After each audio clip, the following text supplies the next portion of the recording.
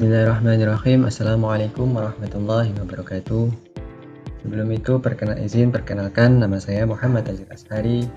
Saya kuliah di Universitas Islam Batanghari, Prodi MPI, NIM 2315317722, Lokal 3 MPIA, semester 3, di mana di kesempatan kali ini saya ditugaskan membuat sebuah video mid semester mata kuliah landasan pendidikan yang diampu oleh dosen Bu Fitri Nasution, SPDI MPDI.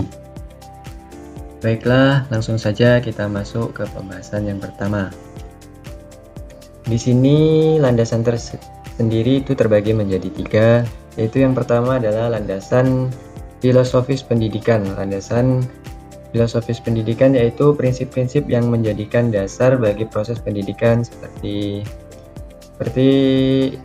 realisme, idealisme, dan parasitisme. Yang kedua yaitu landasan psikologis pendidikan. Prinsip-prinsip dan teori yang menjelaskan bagaimana manusia belajar dan mengembangkan kemampuan seperti teori belajar, teori perkembangan, teori kemampuan seperti teori motivasi, ya, seperti itu. Adapun yang ketiga yaitu landasan sosiologis pendidikan, prinsip-prinsip dan teori-teori yang menjelaskan bagaimana pendidikan berhubungan dengan masyarakat dan budaya, seperti contohnya yaitu teori fungsi, teori konflik, dan teori interaksi. Lanjut, di sini judul yang pertama judulnya yaitu Hakikat Manusia dan Pendidikan. Apa sih pengertian dari hakikat manusia dan pendidikan itu?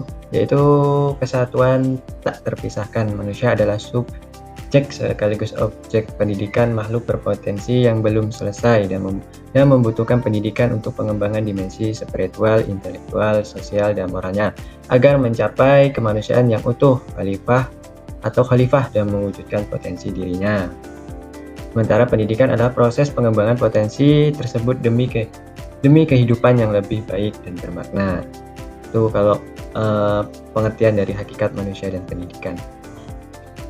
Lanjut, yang kedua yaitu judulnya landasan filsafat aliran klasik. Apa sih yang dimaksud dengan landasan filsafat aliran klasik itu?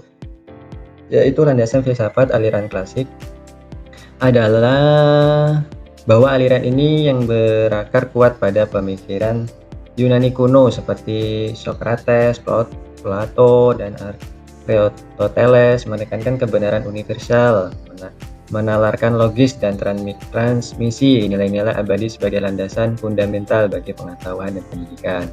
Nah, itu kalau pengertian dari landasan filsafat aliran klasik. Yang ketiga yaitu landasan filosofis aliran modern dan Pancasila. Apa sih maksud dari landasan filosofis aliran modern dan Pancasila itu? Yaitu adanya perbedaan mendasar dalam pendekatan nilai, di mana aliran filsafat modern cenderung menekankan pada aspek-aspek seperti rasionalisme, empirisme, dan individualisme, sedangkan Pancasila berakar pada nilai-nilai kolektif, moral, dan pandangan hidup bangsa Indonesia yang bersumber dari kearifan lokal. Itu kalau pengertian dari landasan filosofis aliran modern dan Pancasila. Lanjut, yang keempat yaitu landasan psikologi teori belajar. Apa sih yang dimaksud dengan landasan psikologi teori belajar? Yaitu landasan psikologi teori belajar ada bahwa pemahaman psikologi perkembangan kognitif sosial menjadi fondasi penting bagi pendidikan untuk merancang pembelajaran efektif, memahami perbedaan individu siswa, gaya, kecepatan, emosi, dan menciptakan lingkungan yang kondusif seperti membantu siswa memperoleh pengetahuan dan keterampilan secara optimal sesuai tahapan perkembangan mereka. Itu pengertian dari landasan psikologi teori belajar. Lanjut, yang kelima yaitu landasan psikologi perkembangan. Apa yang dimaksud dengan landasan psikologi perkembangan itu sih? Yaitu psikologi perkembangan adalah bidang studi psikologi yang mempelajari perkembangan manusia dan faktor-faktor yang membentuk perilaku seorang sejak lahir sampai lanjut usia. Psikologi perkembangan berkaitan erat dengan psikologi sosial karena sebagian besar perkembangan terjadi dalam konteks adanya interaksi sosial. itu pengertian dari landasan psikologi perkembangan. Lanjut yang keenam, yaitu landasan sosiologi sekolah dan masyarakat. Apa sih yang dimaksud dengan landasan sosiologi sekolah dan masyarakat itu? Yaitu landasan sosiologi adalah pertimbangan atau landasan yang menggambarkan bahwa peraturan yang dibentuk untuk memenuhi kebutuhan masyarakat dalam berbagai aspek, serta menyangkut fakta empiris mengenai perkembangan, masalah, dan kebutuhan masyarakat dan negara. Itu pengertian ataupun penjelasan dari landasan sosiologi sekolah dan masyarakat. Baiklah, mungkin hanya itu pengertian dari semua ataupun seluruh materi yang telah saya pelajari, yang saya ketahui. Di sini saya sedikit menyimpulkan dari keseluruhan materi yang telah dipelajari. Simpulannya, dengan memahami dan mengimplementasikan landasan pendidikan yang kuat, kita dapat menciptakan generasi yang lebih baik, lebih cerdas, lebih berakhlak.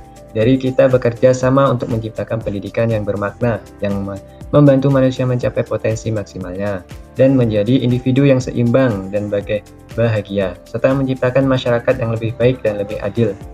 Ayo kita mulai dari sekarang untuk menciptakan masa depan yang lebih baik. Mungkin hanya itu hasil dari penjelasan ataupun yang saya ketahui tentang apa yang telah kita udah pelajari. Demikianlah hasil pemaparan materi tentang landasan pendidikan dari saya. Dari saya, kurang lebihnya mohon dimaafkan. Saya akhiri, billahi taufik wal hidayah. Wassalamualaikum warahmatullahi wabarakatuh.